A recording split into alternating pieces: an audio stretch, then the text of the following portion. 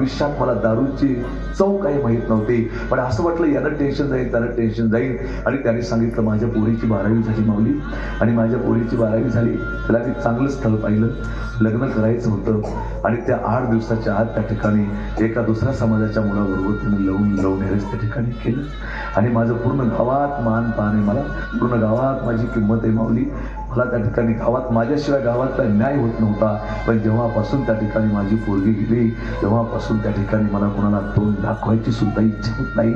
आणि कोणा समाजात जा, तुम्ही कल्पना करा हो, ज्याची मुलीनं स्वतःच्या पाऊल उचलून त्या ठिकाणी स्वतःच्या मार्गाने गेली ना, तर त्या ठिकाणी त्यांचे मायबाप जिवंत असून मेलेली त्या ठिकाणी असतात, अशी परिस्थिती होते.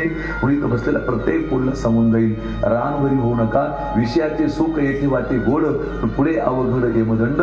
क्षणिक सुखासाठी माणसं त्या ठिकाणी आपलं जीवन शेअर करून टाकतात आणि त्या ठिकाणी जीवनामध्ये पश्चातापाशिवाय दुसरं काही पडत नसतं, लक्षात घ्या.